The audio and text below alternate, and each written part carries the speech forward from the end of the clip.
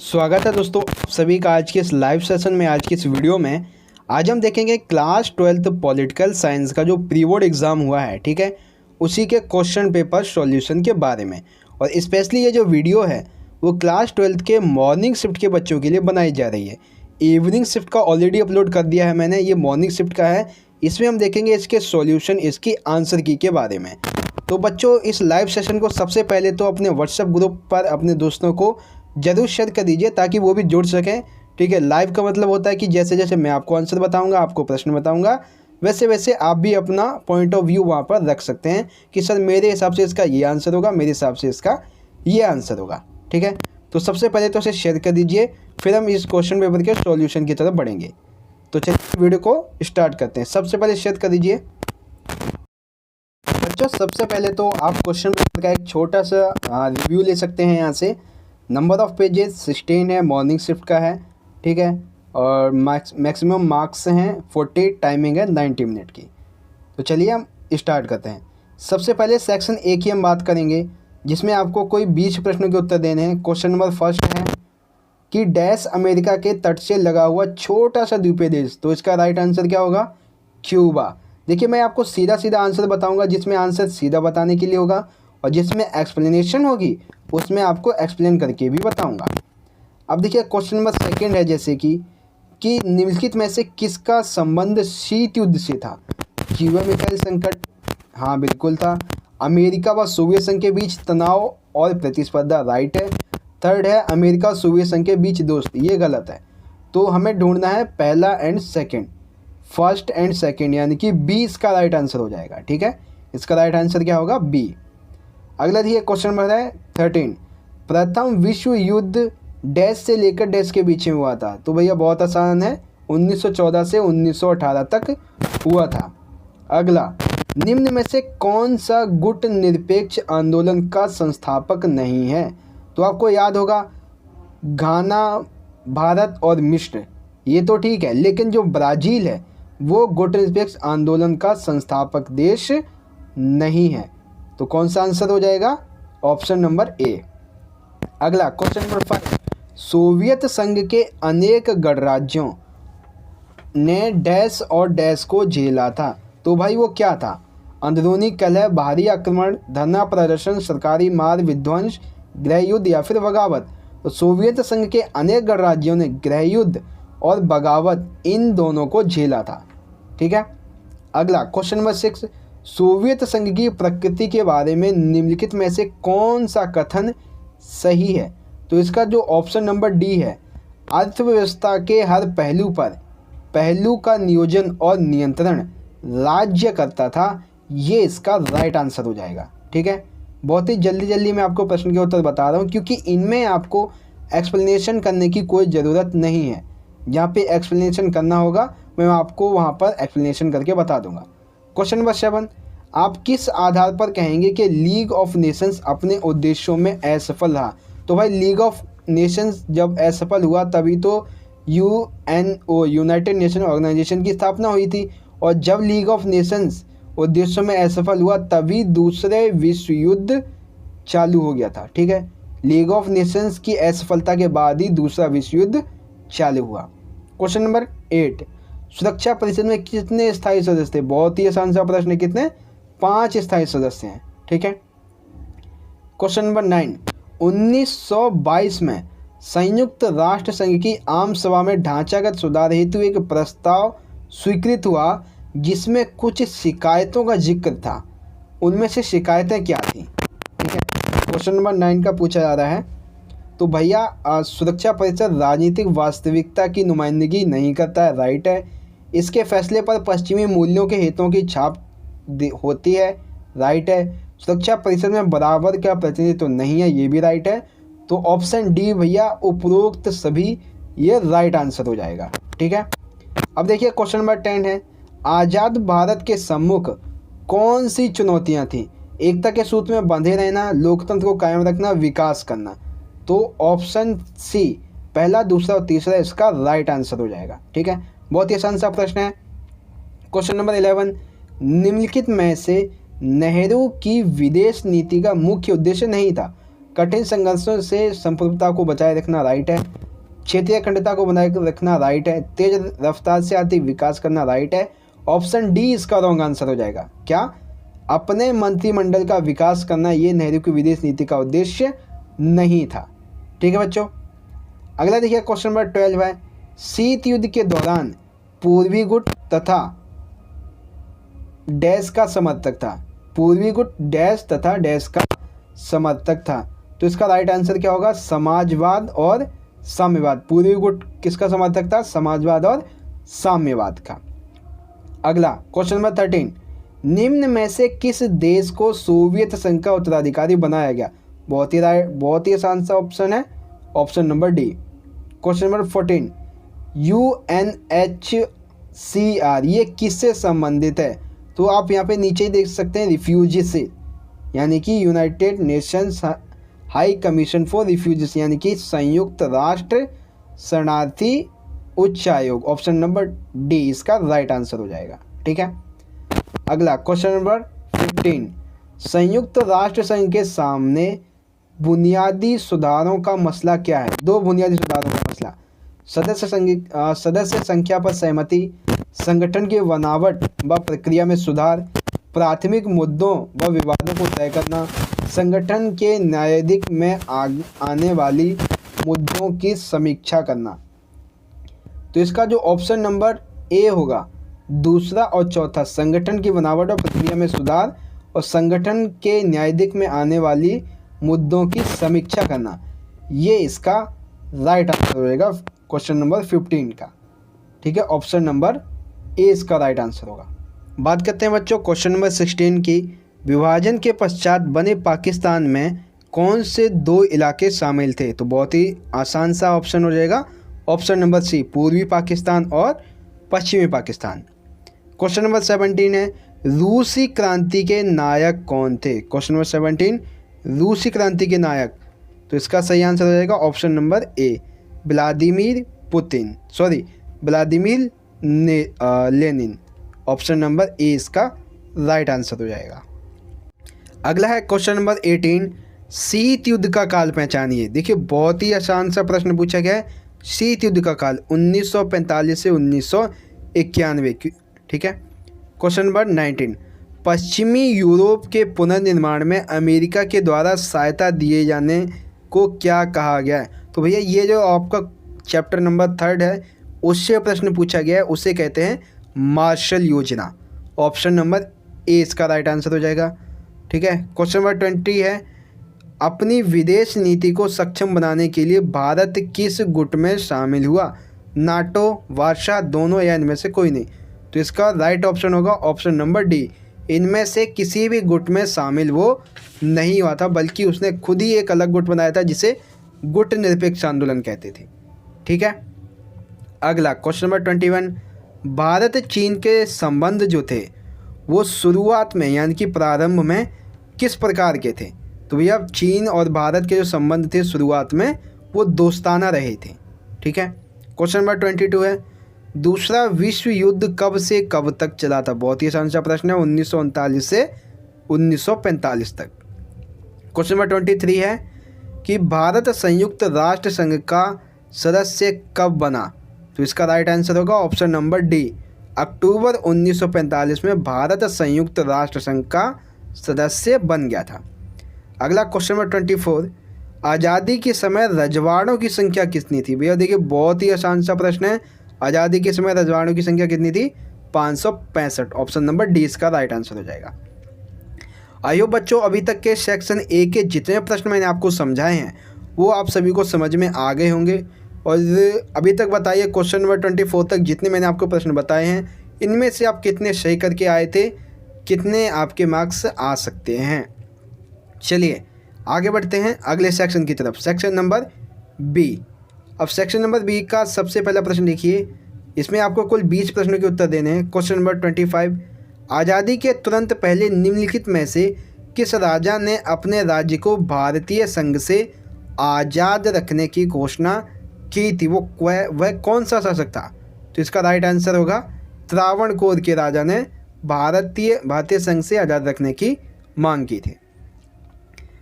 Question number 26 मित्र राष्ट्रों में कौन सा देश शामिल था? सोवियत संघ, ब्रिटेन, फ्रांस या फिर अमेरिका। अब इसमें से सही विकल्प का हमें चयन करना है। तो क्वेश्चन नंबर 26 का राइट आंसर होगा ऑप्शन नंबर सी, यानी कि सोवियत संघ, ब्रिटेन, फ्रांस और अमेरिका ये सभी मित्र राष्ट्रों में शामिल थे। ठीक है। अगला क्वेश्चन नंबर 27 है, निम्नलिखित कथनों को पढ़िए और विषम का चयन कीजिए।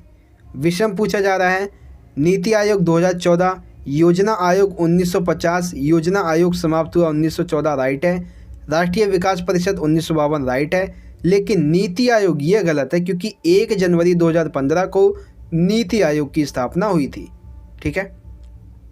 तो इसका जो आंसर है, मतलब जो विषम है वो कौन सा है? Option number A. अगला क्वेश्चन नंबर 28, निम्नलिखित में से कौन सा कथन सोवियत संघ से संबंधित नहीं है?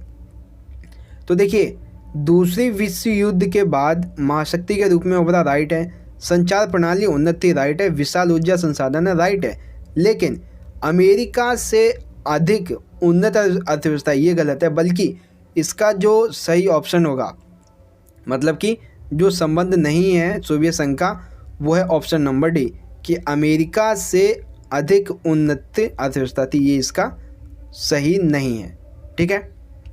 अगला क्वेश्चन नंबर 29 है, सोवियत संघ में कम्युनिस्ट पार्टी के द्वारा कितने सालों तक शासन किया गया? बहुत ही आसान सा प्रश्न है, कितने सालों तक शासन किया गया था? 70 वर्षों तक। ठीक है। क्वेश्चन नंबर 30 है, यूनेस्को के बारे में बेसिकली ये यूनेस्को का विस्तृत रूप क्या है? देखिए, यूनेस्को का विस्तृत रूप ही पूछ लिया गया है। बहुत ही आसान सा प्रश्न है क्वेश्चन नंबर 30 का, ऑप्शन नंबर बी, संयुक्त राष्ट्र शैक्षिक, वैज्ञानिक एवं सांस्कृतिक संगठन। आगे देखिए, क्वेश्चन नंबर 31 है, विभाजन के समय तय हुआ था कि डैश को विभाजन का आधार बनाया गया, यानी कि विभाजन के समय तय हुआ था कि विभाजन का आधार इसे बनाया जाएगा, तो क्या था वो? धार्मिक बहुसंख्यक। ऑप्शन नंबर सी इसका राइट आंसर हो जाएगा। चलिए आगे बढ़ते हैं। क्वेश्चन नंबर 32 है, विभाजन के समय 2 प्रांतों डैश और डैश का बंटवारा भी हुआ था, वो कौन से प्रांत थे? तो इसका राइट आंसर होगा ऑप्शन नंबर सी, पंजाब और बंगाल। ठीक है बच्चों।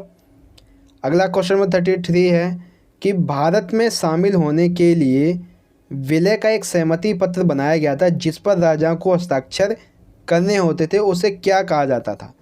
तो इसका राइट आंसर है option number C, instrument of accession उसे कहा जाता था। ठीक है। क्वेश्चन नंबर 34, अभिकथन कहता है कि सोवियत संघ में मिल्कियत का जो प्रमुख रूप था वो राज्य का स्वामित्व था और कारण भूमि, अन्य संपत्तियों और उत्पादन का वितरण पर भी राज्य का ही नियंत्रण था। तो इसका जो राइट आंसर होगा कि अभिकथन और कारण दोनों सही हैं और कारण अभिकथन की सही व्याख्या भी करता है, तो ऑप्शन नंबर ए इसका राइट आंसर हो जाएगा। क्वेश्चन नंबर 35 बहुत ही आसान सा प्रश्न है, हैदराबाद के शासक को क्या कहा जाता था? हैदराबाद के शासक को निजाम कहा जाता था। ठीक है। क्वेश्चन नंबर 36, ताशकंद समझौता निम्नलिखित में से किन 2 देशों के बीच में हुआ था? तो ताशकंद समझौता भारत और चीन के बीच में हुआ था। अगला क्वेश्चन नंबर 37, पश्चिम उत्तर सीमा प्रांत के निर्विवाद नेता डैश थे जिन्हें सीमांत गांधी, देखिए जहाँ पे सीमांत गांधी आ जाए तो समझ जाइए कि खान अब्दुल गफ्फार खान की बात की जा रही है, तो ऑप्शन नंबर ए इसका राइट आंसर हो जाएगा। ठीक है बच्चों। क्वेश्चन नंबर 38, जुलाई 1999 में भारत पाकिस्तान के बीच हुए संघर्ष को किस नाम से जाना जाता है? तो आपको भी पता है, बहुत ही आसान सा प्रश्न है, कारगिल संघर्ष के नाम से जाना जाता है। अगला क्वेश्चन नंबर 39, 1962 से 1971 के बीच भारत को कितने युद्धों का सामना करना पड़ा? तो देखिए 1962 भारत चीन युद्ध, 1965 भारत पाकिस्तान युद्ध और 1971 भारत पाकिस्तान युद्ध अगेन, यानी कि टोटल 3 युद्धों का सामना इसे करना पड़ा था। ऑप्शन नंबर डी इसका राइट है। अगला क्वेश्चन नंबर 40 है, अभी अभिकथन और कारण वाले 3-4 प्रश्न होंगे। अभिकथन कहता है कि ग्लोबल वार्मिंग के कारण जो तापमान है वो बढ़ रहा है, कारण क्लोरोफ्लोरोकार्बन कहलाने वाले रसायनों के फैलाव व इस्तेमाल के कारण ऐसा हो रहा है। तो अभिकथन और कारण दोनों सही हैं और कारण अभिकथन की सही व्याख्या भी कर रहा है। तो option number A question number 40 का राइट हो जाएगा। ठीक है, अब देखिए एक आएगा अब कन्फ्यूजन वाला क्वेश्चन, क्वेश्चन नंबर 47। अब देखिए यहाँ पे कहा जा रहा है कि गुट निरपेक्ष आंदोलन अब अप्रासंगिक हो गया, यानी कि अब उसकी बिल्कुल भी ज़रूरत नहीं है। कारण आर्थिक विकास में अर्थव्यवस्था की मजबूती के लिए विकासशील राष्ट्रों का मंच होना चाहिए। तो देखिए अब जो विश्व है वो बहुध्रुवीय बन चुका है। आसियान, यूरोपीय संघ, दक्षिण, ठीक है, और यूएनओ, बहुत सारे जो संगठन है वो बन चुके हैं। तो ऐसे में गुट निरपेक्ष आंदोलन अब अप्रासंगिक हो गया है। लेकिन फिर भी आर्थिक विकास में अर्थव्यवस्था की मजबूती के लिए विकासशील राष्ट्रों का मंच होना चाहिए। तो यहाँ पे देखिए जो अभिकथन दिया गया है ये मेरे हिसाब से गलत है। ठीक है, लेकिन जो कारण है कि गुट निरपेक्ष आंदोलन जो है वो होना चाहिए, तो ये सही होगा। तो ऑप्शन नंबर सी कि अभिकथन यहाँ पर गलत है और कारण सही है, ये मेरे पॉइंट ऑफ व्यू से सही है। एक बार आप अपने टीचर से कंफर्म कर लीजिएगा, जब आपको आंसर की मिलेगी तो आपको पता चल जाएगा। ऑप्शन नंबर सी इसका राइट आंसर है। ठीक है, मेरे हिसाब से, मेरे पॉइंट ऑफ व्यू से। अगला क्वेश्चन नंबर 42 है अभिकथन कहता है कि ब्रिटिश राज की समाप्ति के साथ रजवाड़ों को छूट थी कि वह अपनी इच्छा के अनुसार भारत या पाकिस्तान में शामिल हो जाएं या फिर अपने आप को स्वतंत्र अस्तित्व में बनाए रखें।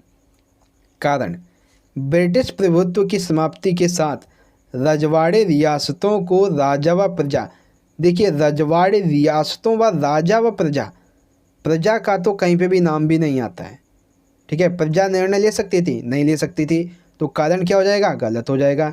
यानी कि अभिकथन हमारा सही है और कारण हमारा गलत है। तो ऑप्शन नंबर डी इसका राइट आंसर यहाँ पे हो जाएगा। ठीक है बच्चों, अब देखिए क्वेश्चन नंबर है 43।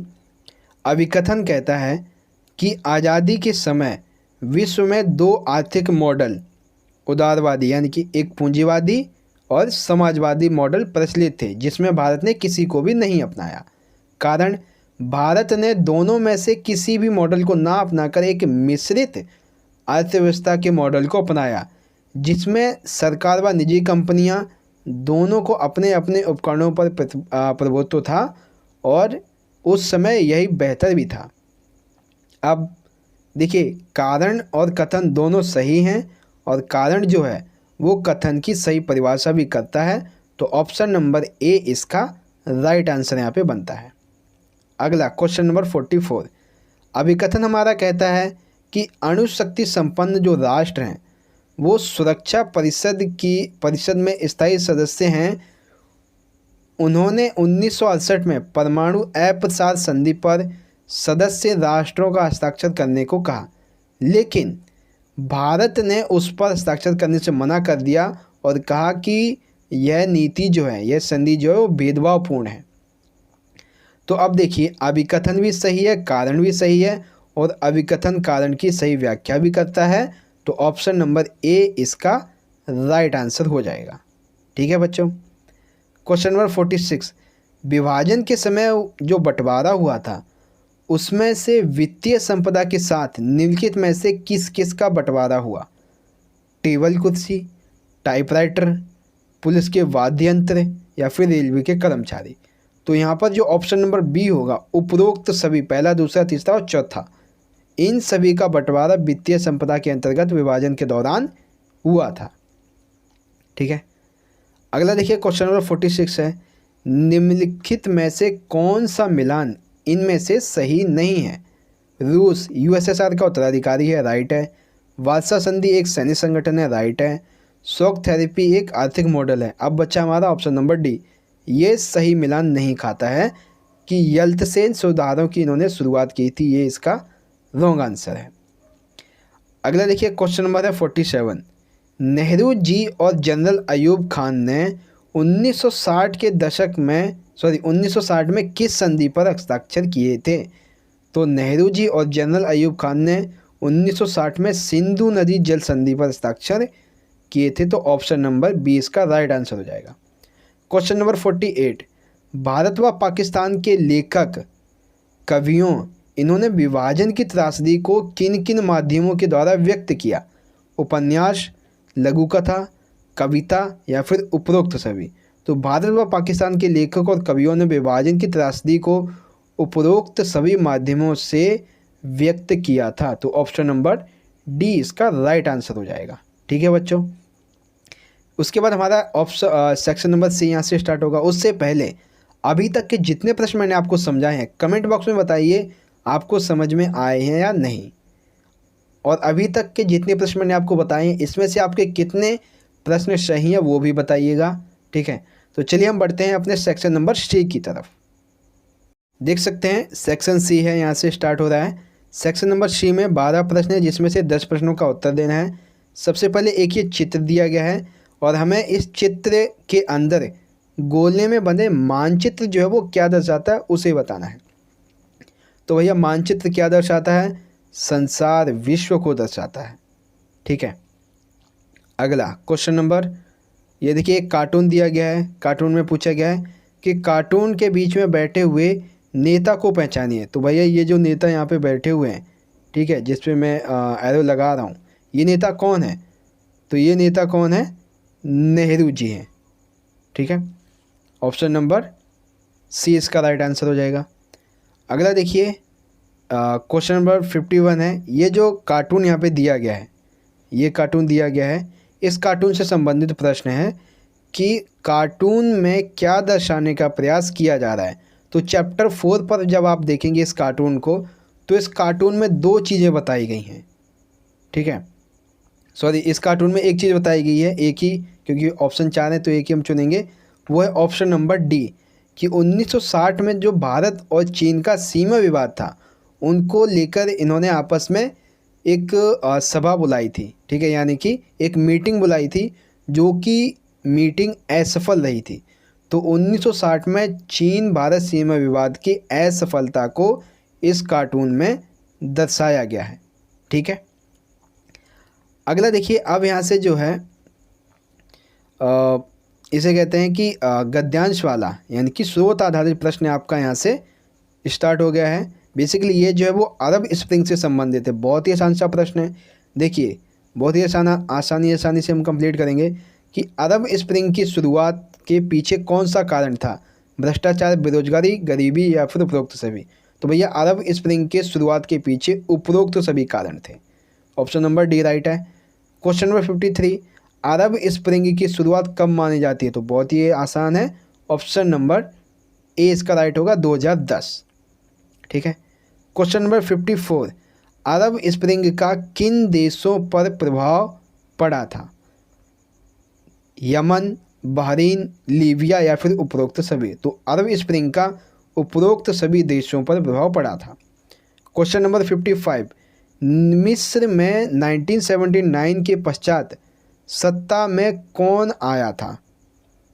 तो क्वेश्चन नंबर 55 है, 55 का राइट आंसर है होस्नी मुबारक।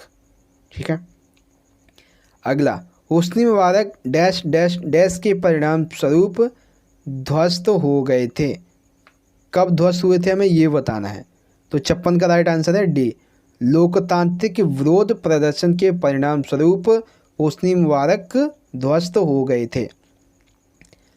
अब देखिए एक और अब यहाँ पे पूछा जा रहा है, स्रोत आधारित प्रश्न है। ठीक है, तो इसको पढ़ लीजिए आप ध्यान से एक बार, आपको पता चल जाएगा क्या पूछा जा रहा है। तो देखिए क्वेश्चन नंबर 57 है, सरदार वल्लभ भाई पटेल की सबसे बड़ी सफलता क्या थी? तो इनकी सबसे बड़ी सफलता थी कि देशी रियासतों का इन्होंने एकीकरण आसानी से, मतलब बहुत ही कठिनाई के साथ में किया था। ये उनकी सबसे बड़ी सफलता थी। क्वेश्चन नंबर 58, सरदार वल्लभ भाई पटेल को और किस नाम से जाना जाता है? तो भैया आपको पता है पटेल को किस नाम से जाना जाता है? लौह पुरुष के नाम से जाना जाता है। ऑप्शन नंबर बी राइट है। क्वेश्चन नंबर 59, एक सेकेंड, हाँ, क्वेश्चन नंबर 59 है, भारत के पहले गृह मंत्री कौन थे? तो भैया भारत के पहले गृह मंत्री भी कौन थे? सरदार वल्लभ भाई पटेल। ऑप्शन नंबर 20 का राइट आंसर है। क्वेश्चन नंबर 60, पटेल भारत की डैश को लेकर कोई नहीं चाहते थे, यानी कि पटेल जी जो थे वो भारत की क्षेत्रीय अखंडता को लेकर कोई भी समझौता नहीं चाहते थे। ऑप्शन नंबर डी इसका राइट हो जाएगा। ठीक है, तो सेक्शन ए बी सी हमने यहाँ पे सभी कंप्लीट कर लिए हैं और इस तरह से हमारा आज का ये लाइव सेशन, आज का ये क्वेश्चन पेपर यहाँ पे ख़त्म होता है।